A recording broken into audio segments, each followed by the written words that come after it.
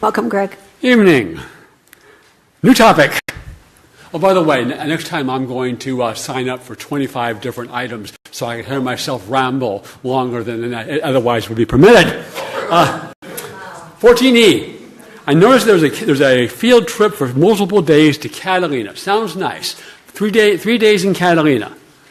One with the budget restrictions, is that really a good use of money? 2, you're spending a bunch of money on something that's going to help a very narrow, small segment of your student population, and I just really question whether that's fair. And when you're putting, with the Catalina trip, unlike the athletic trips, you're outsourcing the education. Have you checked out? Have you monitored? Do you monitor what is being taught and presented to the students at these various field trip educational events? The school is required, if you have controversial topics, to present both sides.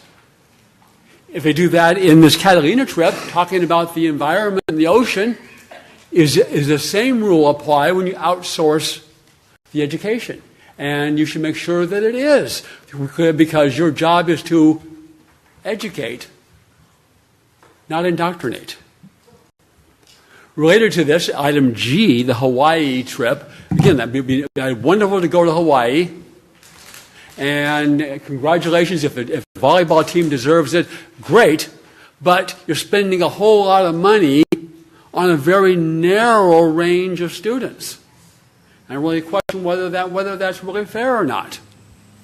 In times past, I've seen news reports where the choir or the band or the team wants to go to Europe or something, and they raise their own money. They take responsibility and earn the trip. And that'd be a good thing to apply here. Item L, the partnership with Cal State San Bernardino, written in suitably vague ed speak, talks about equity and bringing presumably students that wouldn't otherwise qualify for Cal State to Cal State. Well, when the left talks about equity, almost invariably they're talking about racial and ethnic preferences, which are illegal in California. Under Prop 209, adopted in the 1990s, and when they tried to repeal it, the voters rejected that by an even wider margin, because the voters understand, the citizens understand, that judging and treating people based on their ethnicity or the color of their skin is wrong.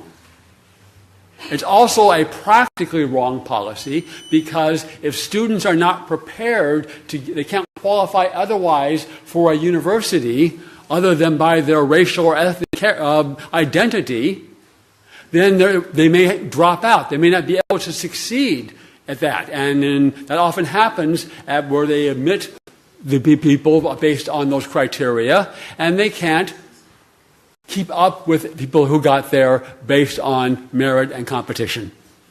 So, if that's what's going on, it shouldn't be going on, and you should be clear in what this policy is as to what really is going on. Back to books, of course, choosing appropriate books for children is not banning books, as the left likes to say.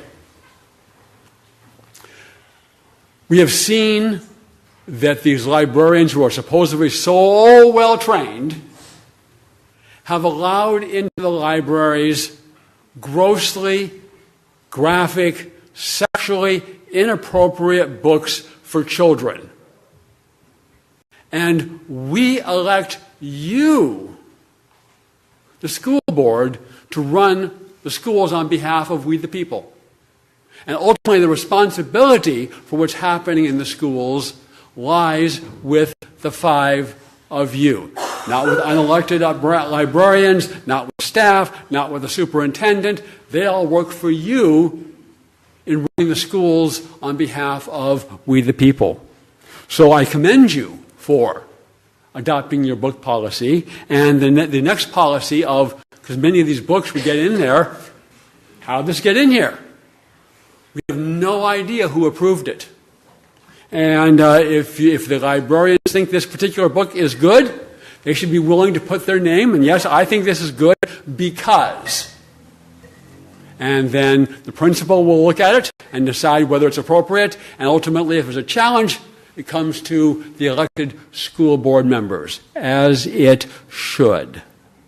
Now, there's some comments here about the culture war, and we're wasting time on that, says the leftists who turn out and force at every meeting to wage and defend the right to wage culture war in the schools.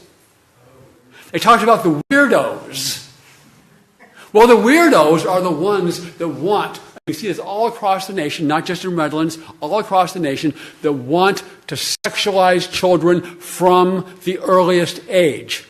That, in my mind, in my opinion, is a weirdo. The librarian who spoke said that they rely on the American Librarian Association, which is, by the way, is headed by an avowed open Marxist. Interesting choice. Thank you, Greg.